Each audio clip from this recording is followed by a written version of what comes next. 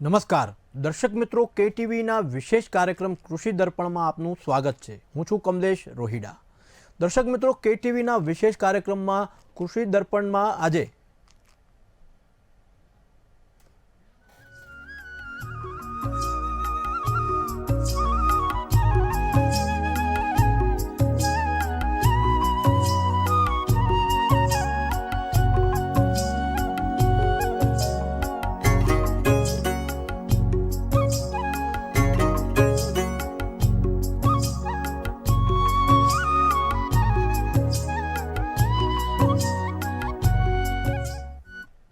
આજે આપણે માહિતી અને માર્ગદર્શન મેળવ્યું, જેમાં ઉનાળામાં પશુઓની સાર સંભાળ વિશે। દર્શક મિત્રો, આપણો દેશ દૂધ ઉત્પાદનમાં સમગ્ર વિશ્વમાં પ્રથમ છે અને તેના માટે પશુપાલકોની અથાગ મહેનત અને આપણા સંગઠિત માળખાને લીધે જ આ બધું શક્ય બન્યું છે। સમગ્ર ઉનાળાની ઋતુ દરમિયાન પશુપાલકોએ શું માવજત રાખવી જોઈએ અને તેના વિશે કેવા પ્રકારની કાળજી રાખવી જોઈએ તેના વિશેની માહિતી અને માર્ગદર્શન મેળવીશું।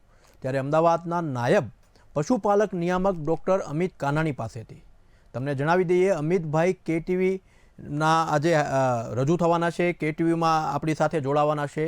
તેમાં મહત્ત્વની વસ્તુની આપણે ચર્ચા કરીશું, જેમાં ઉનાળામાં જે પશુપાલકોને પશુપાલન માટે શું શું કાળજી રાખવી જોઈએ તેમજ તેની માવજતને લઈને જે મહત્ત્વની બાબતો ધ્યાન રાખવી જોઈએ તે સમગ્ર વસ્તુ આજે આપણે કૃષિ દર્પણમાં ચર્ચા કરીશું। તેમજ વિશેષ કાર્યક્રમમાં આપણે માહિતી એમની પાસેથી મેળવીશું કે ઉનાળામાં ખાસ કરીને પશુઓની સાર સંભાળ માટે કઈ વસ્તુઓ ધ્યાન રાખવી જોઈએ, કઈ બાબતો એવી છે જે પશુપાલકોને હાલ આ વસ્તુમાં ધ્યાન રાખવી પડે છે। તેમજ દૂધ ઉત્પાદનમાં સમગ્ર વિશ્વમાં જ્યારે આપણા દેશનો પ્રથમ નંબર આવે છે તે માટે વધુ પણ આગળ જતા સમયમાં સારી આવક પશુપાલકનો વ્યવસાય અપનાવીને મેળવી શકાય તે સમગ્ર બાબતો આજે આપણે ડૉક્ટર અમિત કાનાણી પાસે જાણીશું, જેમાં પશુપાલકોને માવજત માટે કેવા પ્રકારની કાળજી લેવી જોઈએ તેવા અમુક એવા સવાલો છે જે આપણે ડૉક્ટર અમિત કાનાણી પાસે જાણીશું। તો અમિતભાઈ, કેટીવીના વિશેષ કાર્યક્રમ કૃષિ દર્પણમાં આપનું સ્વાગત છે। નમસ્કાર બધા દર્શક મિત્રોને, જે કેટીવીના કૃષિ દર્પણ કાર્યક્રમના બધા પશુપાલક મિત્રો, કૃષિ આપણા લોકો બરાબર દરેક જે ખેતી સાથે સંકળાયેલા જે પશુપાલન દરેકને મારા તરફથી નમસ્કાર। મિત્રો, તમને જણાવી દઈએ, જે આપણી સાથે જે ડૉક્ટર અમિત કાનાણી જોડાઈ ગયા છે તે અમદાવાદના નિયામક છે પશુપાલકમાં। તો આપણે સૌથી પહેલાં નાયબ પશુપાલક નિયામક સાહેબને સવાલ કરીશું કે અમિતભાઈ, હવે ઉનાળાની ઋતુ શરૂ થઈ રહી છે ત્યારે હાલમાં દૈનિક તાપમાન પણ 40 સેન્ટીગ્રેડ કરતાં વધુ નોંધાય છે। આપણે એસી વગર દિવસે રહી શકતા નથી, તો મને લાગે છે કે પશુ પણ ખૂબ ગરમીથી ખૂબ વિપરીત અસર થતી હશે। અમારા દર્શક મિત્રોને આપ જણાવ છો કે ઉનાળાની ઋતુની પશુઓ ઉપર અસર શું થતી હોય છે? આજે આ કૃષિ દર્પણમાં ખૂબ જ અગત્યનો અને ખૂબ જ જરૂરી આ કાર્યક્રમ લઈને આવ્યા છો પશુપાલકો માટે, કેમ કે આજે જે પશુપાલન છે એ કૃષિ સાથે સંકળાયેલું છે। એકલું કૃષિથી ચાલે નહીં। આજની જે આર્થિક સંક્રમણ જે છે, આપણે કૃષિમાં બમણું ઉત્પાદન કરવું હોય તો સાથે સાથે પશુપાલકને કૃષિમાં આવક વધારવી હોય આપણા કૃષિપાલકોની, તો એમાં પશુપાલન પણ સાથે સંકળાયેલું છે। આપણે સૌ જાણીએ છીએ કે અત્યારે જે તાપમાનનો પારો છે દિવસે દિવસે વધતો જાય છે અને ઉનાળામાં ખૂબ જ આકરી ગરમી પડે છે અને આપણા રાજ્યમાં ઘણા વિસ્તારોમાં તો તાપમાન જે છે 40 ડિગ્રી કે એનાથી પણ વધી જાય છે। તો જ્યારે આપણે આવા તાપમાનમાં સહન કરી નથી શકતા, આપણે એસી કે બીજા માધ્યમોનો સહારો લેવો પડે છે, ત્યારે ઉનાળાની આ જે ગરમી છે એની વિપરીત અસર પણ પશુપાલન ઉપર થતી હોય છે, પશુઓ પર થતી હોય છે। કેમ કે પશુ હોય છે એ પણ પોતાનું નિશ્ચિત તાપમાન જાળવવું ખૂબ એના શરીરનું જરૂરી હોય છે। આ ઉપરાંત પશુઓ જે છે એ પોતાના ઉત્પાદન એટલે કે દૂધ ઉત્પાદન સાથે સંકળાયેલા હોય છે। તો આવા જ્યારે વધુ તાપમાન હોય ત્યારે પશુ પોતાની પૂરી શારીરિક ક્ષમતાથી કામ કરી શકતું નથી। પશુઓ જે છે એમની દૂધ ઉત્પાદનની ક્ષમતા છે એ ખૂબ જ ઘટી જાય છે અને પશુઓની જ્યારે દૂધ ઉત્પાદનની ક્ષમતા આવા તાપમાનના કારણે ઘટી જાય, જેના કારણે પશુપાલકો છે એને ખૂબ જ આર્થિક નુકસાન ભોગવવું પડે છે। ફક્ત દૂધ ઉત્પાદન ઉનાળામાં ઘટતું નથી, સાથે સાથે દૂધની જે ગુણવત્તા હોય, જેમાં ફેટ હોય, પ્રોટીન હોય, SNF હોય, ગુણવત્તામાં પણ ઘટાડો આવે છે। માટે કરીને ઉનાળાનો જે સમય છે એ પશુપાલકો માટે ખૂબ જ આકરો સમય હોય છે. આવા સમયે પશુપાલકોએ પોતાના પશુઓની ખૂબ જ કાળજી રાખવી પડે છે. એણે પશુઓને જે આ ગરમીથી બચવા માટેના જે ઉપાયોનો આપણે અત્યારે સૂચન કરીશું એ ઉપાયોનો મહત્તમ ઉપયોગ કરવો જોઈએ, જેથી કરીને તેઓ પોતાના પશુઓની શારીરિક ક્ષમતા જાળવી શકે, સાથે સાથે એમનું ઉત્પાદન ક્ષમતા પણ જાળવી શકે, જેથી કરીને પશુઓને આવી જે ગરમીની વિપરીત અસર છે એને મહત્તમ અંશે આપણે ટાળી શકીએ અને પશુ પોતાની પૂરી ક્ષમતાથી કામ કરી શકે. અમિતભાઈ, પશુઓમાં ગરમીના કયા ચિહ્નો દેખાય છે? આપણે જ્યારે પશુઓ જે છે એની ઉપર આ જે ગરમી છે એ અલગ અલગ રીતે કામ કરતી હોય છે. સૌ પ્રથમ તો જ્યારે પશુઓની આપણે શારીરિક બાબતની જો વાત કરીએ આ પશુઓમાં, તો પશુઓની જે ચયાપચયની ક્રિયા છે એ મંદ પડી જતી હોય છે પશુઓમાં સૌથી ગરમીમાં. આ સાથે સાથે ગરમીનું જે પોતાનું તાપમાનનું જ્યારે પશુઓને નિયંત્રણ કરવાનું થાય, તો એ તાપમાનને નિયંત્રણ કરવા માટે શરીરમાં આપણે જેમ પરસેવો ઓળે જેમ પશુઓ ને શ્વાસોશ્વાસ ને પરસેવો અને સ્કિન વાટે એ ગરમીને બહાર કાઢતું હોય છે. તો આપણે જે ચિહ્નોની વાત કરીએ કે જ્યારે પશુઓને ગરમી લાગતી હોય છે તો પશુ પોતાના શરીરનું તાપમાન જાળવવા માટે એના જે શ્વાસોશ્વાસ છે એની પ્રક્રિયા વધારી દેતી હોય છે. એટલે ઘણીવાર આપણે પશુઓની સામે જોઈએ તો ઊંડા શ્વાસ લઈને પશુ ઝડપથી છોડતું હોય એવું લાગતું હોય છે. ઘણીવાર આ તાપમાન જો એનું કંટ્રોલ ના થઈ શકે પશુઓને, તો પશુઓની જે આપણે મજલ કહીએ આગળ જે હંમેશા આ મોઢા પાસે હોય છે ભીના જેવી રીતે, એ પણ સુકાઈ જતી હોય છે. પશુઓનું ખોરાક લેવાનું ઓછું થઈ જાય, દૂધ ઉત્પાદન ક્ષમતા જે પશુ છે એની ઘટી જાય, પશુઓ છે નિઃશુલ્ક થઈને બેસી રહે, અને પશુઓનું શરીરનું તાપમાન ઘણીવાર ખૂબ જ વધી જતું હોય જે કંટ્રોલ ના થાય એનાથી. અને પશુઓ ઘણી વખત આ ગરમીના કારણે મૃત્યુ પણ પામતા હોય છે.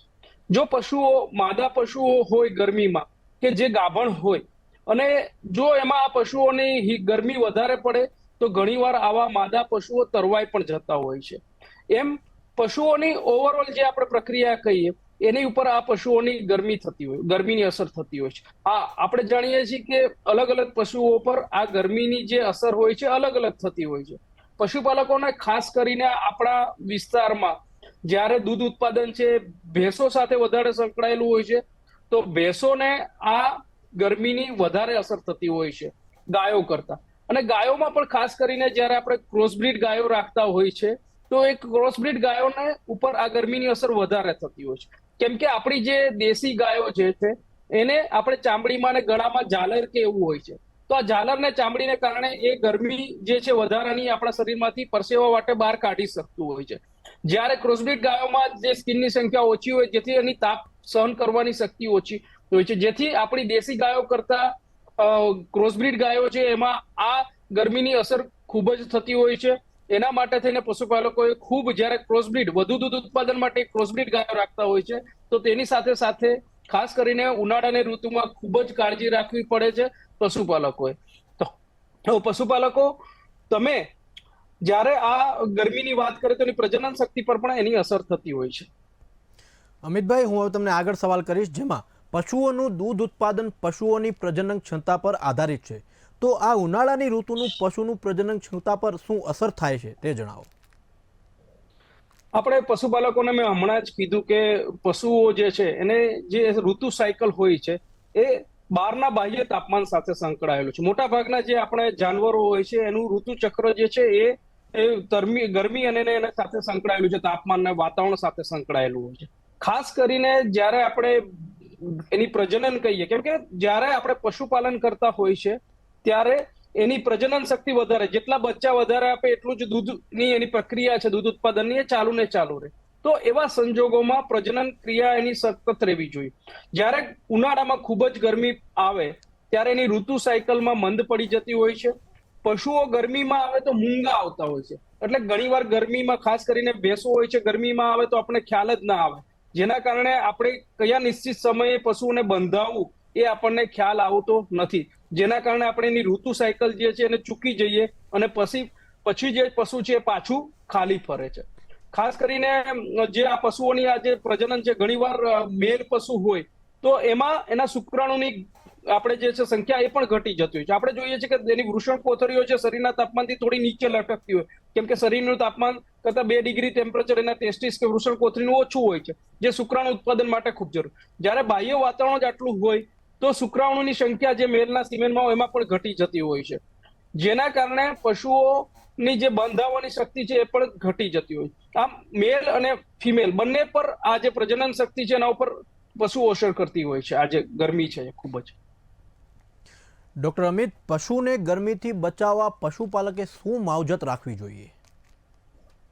આપણે ખૂબ જ અગત્યનો અને ખૂબ જ સરસ સવાલ પૂછ્યો છે કે આ જે ગરમી છે એના માટે પશુપાલકોએ શું કરવું જોઈએ.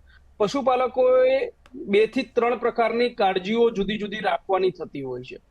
પહેલું કે પશુઓના રહેઠાણની વ્યવસ્થા આપણે સારી રીતે કરવી જોઈએ, જેથી કરીને ખાસ કરીને આપણા જે ગુજરાતમાં જે પશુપાલકો છે એ નાના પશુપાલકો છે, જે જુદા જુદા નાના ફાર્મમાં એવી રીતે પશુઓ રાખતા હોય, 1 કે 2 ઘર આંગણે પશુઓ રાખતા હોય છે. તો સરકાર દ્વારા પણ ઘણી બધી નાની કેટલ શેડની યોજનાઓને એવું અનુસૂચિત જનજાતિને એમના માટે થતી હોય તેનો લાભ લઈ હંમેશા પશુઓને એક પાકું રહેઠાણ પૂરું પાડવું જોઈએ, જેથી કરીને ગરમી કે તાપ કે એવું સીધું આવી ના શકે.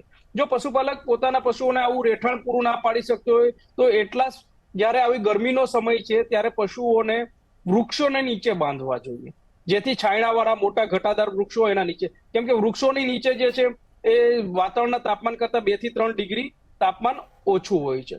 જે પશુપાલકો મોટા પ્રમાણમાં વ્યવસાય કરતા હોય, લાર્જ સ્કેલમાં જે પશુઓનો વ્યવસાય કરતા હોય છે, એમણે પણ પોતાના જે પશુઓ માટે થોડી ખુલ્લી જગ્યા રાખવી જોઈએ અને આસપાસમાં પશુઓ માટે ઘટાદાર વૃક્ષો વાવવા જોઈએ કે જેથી કરીને આવી ઉનાળાની ગરમીમાં એ છૂટા ફરી શકે.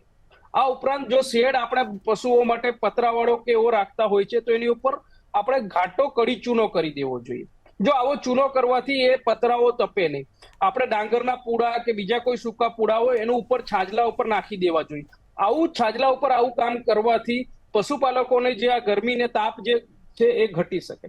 આ ઉપરાંત જે પશુપાલકો મોટા પાયે પશુપાલનનો વ્યવસાય કરે છે, ખાસ કરીને આપણે પશુપાલનની અત્યારે જે ગુજરાતમાં વિકાસની વાત કરીએ તો બનાસકાંઠો જિલ્લો અત્યારે સમગ્ર ગુજરાતમાં અગ્રેસર છે અને બનાસકાંઠાની જે બનાસ ડેરી છે એનું કે ડેરી ઇન ડેઝર્ટ એટલે કે રણ પ્રદેશ જેવો સૂકો પ્રદેશ છે. તો આવા પ્રદેશમાં જ્યારે પશુપાલન વિકસિત થયેલું હોય ત્યારે પશુપાલકોએ પાકા આવાસ કરવા જોઈએ. ઉપરાંત આવાસમાં જે એમના શેડ હોય, જે એમના છાપરા હોય, એની હાઈટ પણ આપણે ખૂબ ઊંચી રાખવી જોઈએ, જેથી કરીને એમાં જે વાતાવરણમાં છે હવાનું એર સર્ક્યુલેશન છે, હવાની અવર જવર છે એ ખૂબ જ વળે, જેથી ગરમ હવા ઝડપથી નીકળી જતી હોય છે. ઘણીવાર પશુઓની જે આવાસની રચના છે પૂર્વ પશ્ચિમમાં રાખવી જોઈએ, જેથી કરીને પશુઓ ઉપર સીધો સૂર્યપ્રકાશ આવે નહીં. આ ઉપરાંત પશુપાલકો જ્યારે ખૂબ જ આવી ગરમી હોય તો પોતાના જે આ પશુઓના આવાસ છે એની અંદર પંખાઓ પણ લટકાવી શકે છે, જેથી પંખાઓ દ્વારા એને ઠંડી હવા આપી શકે. શુદ્ધ આપણે પ્રકાશ આવતો હોય તો આપણે કંતાનો કહીએ એવા કંતાનો પણ આડા એને લગાડી શકાય, એને જેથી કરીને સીધો ગરમ પ્રકાશ કે ગરમ લૂ સૂકો ના આવી શકે. આ ઉપરાંત જે પશુપાલકો ખૂબ જ એડવાન્સ છે, ખૂબ જ આગળ વધી રહ્યા છે, તેઓ પોતાના ફાર્મમાં જો પાણીની પૂરતી વ્યવસ્થા હોય તો ફોગરની વ્યવસ્થા આપણે રાખવી જોઈએ, જેથી કરીને ઝીણો પાણીનો છંટકાવ થાય, જેથી એનું વાતાવરણ છે એ કુલ અને ઠંડુ રહે. આપણે પશુપાલકોએ એ પણ જોવાનું છે કે આવો જ્યારે ફોગરનો આપણે છંટકાવ કરતા હોય ત્યારે વધારે પડતી હ્યુમિડિટી આપણે ભેજ ના થઈ જાય એ પણ ધ્યાન રાખવું જોઈએ. જો બહુ જ આપણે તાપમાન ઊંચું જતું રહેતું હોય અને પાણીની વ્યવસ્થા હોય તો ખાસ કરીને જો ભેંસો હોય તો એને ઠંડા પાણીથી ખાસ કરીને આપણે એને નવડાવવી જોઈએ. તો પંખાઓ રાખવા જોઈએ, ફોગરો રાખવા જોઈએ, છાપરાઓને જ્યાં છે ત્યાં ઉપર સફેદ કલર કરવો જોઈએ. પશુના જે રહેઠાણો છે એની પાસે ઝાડ રાખવા જોઈએ, મેક્સિમમ પશુઓને સીધો પ્રકાશ ના આવે એની કાળજી રાખવી જોઈએ. આ ઉપરાંત સૌથી વધુ અગત્યનું જે છે પશુઓને પૂરતા પ્રમાણમાં પાણી મળવું જોઈએ અને દરેક પશુઓને ઇન્ડિવિડ્યુઅલ જ્યારે ઈચ્છે ઉનાળામાં ત્યારે પાણી મળવું જોઈએ, કારણ કે પશુનું જે આ દૂધ ઉત્પાદન છે એ સીધું પાણી સાથે સંકળાયેલું છે. જેટલું પશુ પાણી 1 લીટરના દૂધ ઉત્પાદન વધુમાં વધુ એને પાણીની જરૂર પડતી હોય છે, એટલે પશુ જ્યારે ઉનાળામાં ઈચ્છે ત્યારે એને પશુને પાણી મળે. આ ઉપરાંત દરેક જે પશુ છે એની આગળ જ જો આપણે અલગ અલગ પાણીની વ્યવસ્થા કરી દઈએ, અત્યારે ઘણા બધા નવા જે સેટ બને છે એમાં એ રીતની વ્યવસ્થા શક્ય હોય છે, તો દરેક પશુ જ્યારે ઈચ્છે ત્યારે એને પાણી મળી શકે. ધારો કે પશુપાલક આવી રીતે કોમન આપણે અવાડો કે એવો બનાવવા માંગતો હોય તો એને એ અવાડો જે છે ઝાડના છાંયે બનાવવો જોઈએ. આ ઉપરાંત આવા અવાડાની અંદર લાલ આપણે ચૂનો રાખવો જોઈએ અથવા એને કંતાનથી વીંટેલો હોવો જોઈએ, જેથી કરીને એનું અંદરનું પાણી જે છે એ પણ ખૂબ ગરમ ના થઈ જાય. એટલે પશુપાલકોએ ઉનાળામાં પશુઓને જ્યારે ઈચ્છે ત્યારે ચોખ્ખું ઠંડુ પાણી મળે એ પણ કાળજી રાખવી જોઈએ રહેઠાણમાં. જી અમિતભાઈ, હું આગળ વાત કરીશ તમારી પાસે, જેમાં ઉનાળાની ઋતુ દરમિયાન પશુપાલકોએ પશુના ખોરાકમાં શું કાળજી લેવી જોઈએ? આપે ખૂબ અગત્યનું કીધું. મેં આપને પહેલા જ કીધું કે પશુપાલનમાં જે આપણા ઉનાળાની જે ઋતુ છે એમાં પશુઓ ઉપર એક અગત્યની અસર થઈ હોય એની ચયાપચય ઉપર છે. અને ખાસ કરીને પશુઓને સૌથી ભાવતો આહાર હોય છે લીલો ખોરાક. અને જ્યારે આપણે ઉનાળાની જ્યારે વાત કરીએ ત્યારે ઉનાળામાં લીલો ચારો મળવો ખૂબ જ મુશ્કેલ હોય છે. તો પશુપાલકો આપણે પશુઓને લીલો ચારો જ્યારે ઉનાળામાં, જ્યારે શિયાળામાં કે બીજી ચોમાસાની ઋતુમાં ખૂબ હોઈએ ત્યારે પશુઓના લીલા ચારાને સાઇલેજ બનાવે, આપણે જે અથાણું કહીએ એવું અથાણું બનીને રાખવું જોઈએ કે પાછળથી આપણને ઉનાળાની આવી જ્યારે કપરી ઋતુ આવે ત્યારે લીલો ચારો પૂરતા પ્રમાણમાં ના મળે તો એવો લીલો ચારો આપણે જે સાઇલેજ છે એને રાખવો પડે. અને આના માટે સરકારશ્રીની પણ સહાયકારી સાઇલેજ બનાવવાની યોજનાઓ હોય, આઈ કિસાન ખેડૂત પર આવી યોજનાઓ હોય તો આપણે એનો લાભ ઉઠાવવો જોઈએ. અને ઘણા બધા રેડીમેડ સાઇલેજ પણ અત્યારે માર્કેટમાં આ રીતે આવતા હોય છે જે કંટાનમાં વીંટીને, તો આપણે એનો પણ લાભ લેવો જોઈએ. તો પહેલી વસ્તુ છે કે લીલો ચારો પશુઓને. સાથે સાથે પશુઓના જે ખોરાક જે છે, કેમ કે જે બહાર ઘાસચારો મળતો હોય છે એમાં પોષક તત્વોની ખૂબ જ ઉણપ હોય છે, સારા પ્રકારનો આપણને ખોરાક મળતો હોતો નથી. તો આવી પરિસ્થિતિમાં પશુપાલકોએ એમને યોગ્ય ખોરાક મળે એટલા માટે કે કોન્સન્ટ્રેટ દાણ જે છે એ પણ વધારવું જોઈએ અને ખોરાકમાં આપવું જોઈએ. આ ઉપરાંત એની અંદર જે પ્રોટીનની માત્રા છે જે એને ચયાપચય વધાવે એ પ્રોટીનની માત્રા પણ પૂરતા પ્રમાણમાં આપવી પડે. વધુ પ્રોટીન વાળો એને આહાર આપવો પડે. અને હાલમાં સંશોધનો દ્વારા એક નવા પ્રકારનું આપણે જે દાણ કહીએ છીએ જેને બાયપાસ પ્રોટીન ફેટ વાળું દાણ કહીએ છીએ. બાયપાસ પ્રોટીનના ફેટ વાળું દાણ જો આપણે ડેરીમાંથી લઈએ તો એ પશુઓને ગરમીમાં મદદગાર કરશે. આ ઉપરાંત જ્યારે પશુઓ ગરમી સામે હાંફતું હોય છે, લાળ પડતી હોય છે અને મોઢામાંથી ત્યારે ઘણા બધા મિનરલો, કાર્બોનેટ્સ ને એનો શરીરમાંથી વ્યય થતો હોય છે. તો પશુઓને અને જે આપણે ઘાસચારો સૂકો મળતો હોય છે એમાં પણ ઉનાળા દરમિયાન પૂરતા પોષક તત્વો હોતા નથી. તો ખાસ કરીને પશુપાલકોએ જ્યારે આવી ઉનાળાની ઋતુ હોય ત્યારે મિનરલ મિક્સર છે, કેલ્શિયમ અને સેલેનિયમ જેવા તત્વો પણ જો ખોરાકમાં આપે, કેમ કે આવા તત્વો જે છે ને એન્ટી સ્ટ્રેસ તત્વો કહીએ છીએ. તો આવા તત્વોથી પશુઓની તાપ સહન કરવાની શક્તિ વધે છે, એને સ્ટ્રેસ ઓછો અનુભવાય છે.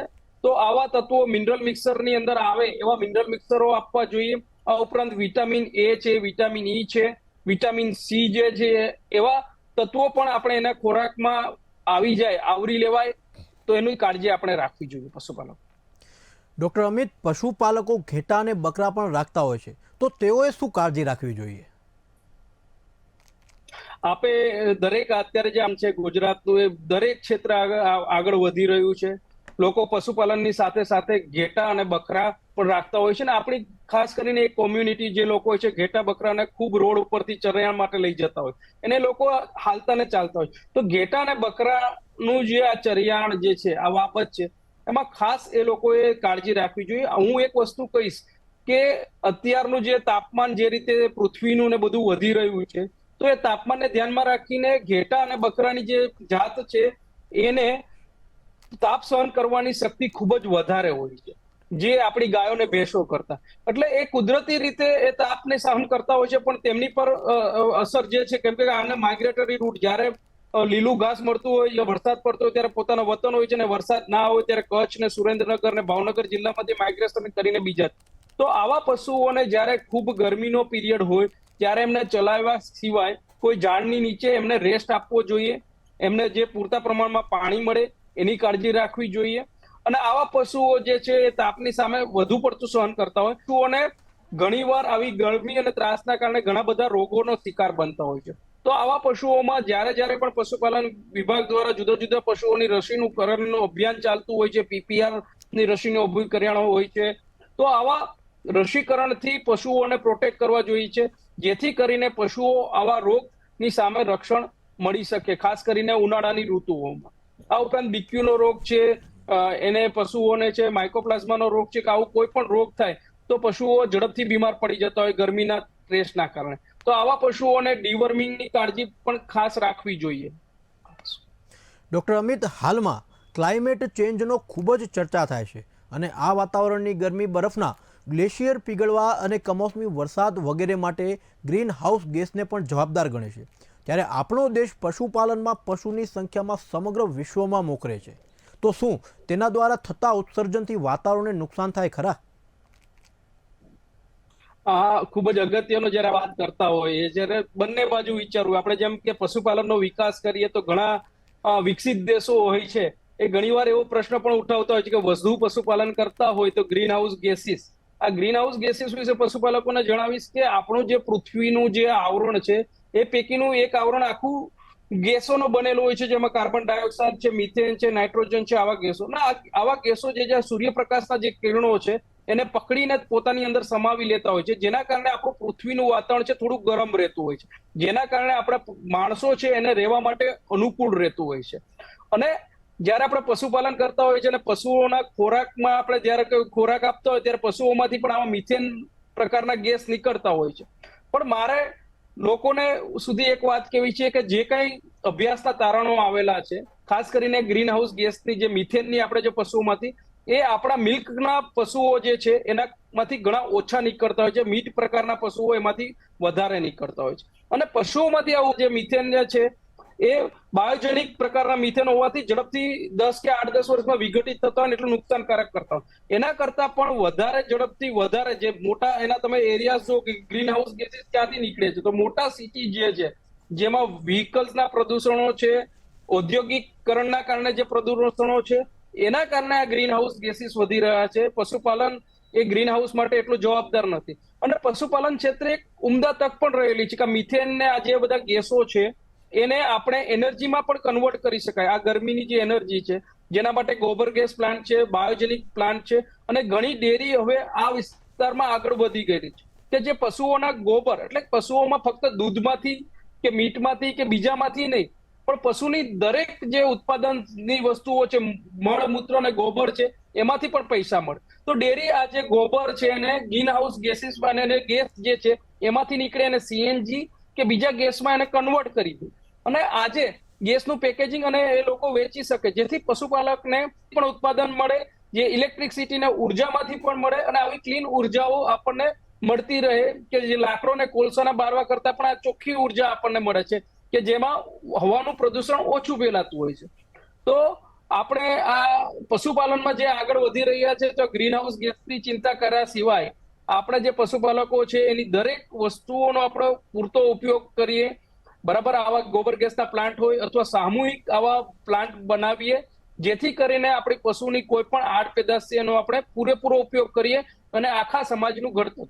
આ ઉપરાંત આપણા દેશમાં એક નવી ક્રાંતિ લઈને આવ્યા છે આપણા માનનીય પ્રધાનમંત્રી સાહેબ હોય કે આપણા ગુજરાત રાજ્યના માનનીય રાજ્યપાલ સાહેબ છે, એમનું પણ એક કહેવું છે કે આપણે અત્યારે જે એગ્રીકલ્ચર જે કરીએ છીએ એ ટોટલી ઓર્ગેનિક ખેતી હોય છે. તો આવી ઓર્ગેનિક ખેતી માટે પણ પશુપાલનમાં જે ઉત્પાદન થતા જે ગોબર છે એ ખૂબ જ જરૂરી છે, જે જમીનનું કાર્બનનું લેવલ વધારવા માટે ખૂબ જ અગત્યના છે, જેથી કરીને આપણે પશુપાલનમાં ગ્રીન હાઉસ ગેસથી કે ગોબર અને એને કરવો જોઈએ. હા, પશુપાલનમાં નવા અત્યારે પ્રયોગો થઈ રહ્યા છે કે જેમાં એના રૂમેનનું કન્ટેન્ટ આપણે ચેન્જ કરીએ, જે આણંદ કોલેજમાં કે એના માઇક્રોબ્સ જે છે જે આનું વિઘટન કરે, પચાય કરે, એનું આપણે એવા માઇક્રોબ્સ ને એવા પેકેજનો ઉપયોગ કરીએ તો આવા પશુઓમાંથી આવા મિથેનના જે ઉત્સર્જન થતું હોય છે એનું પ્રમાણ ઘટાડી શકાય છે.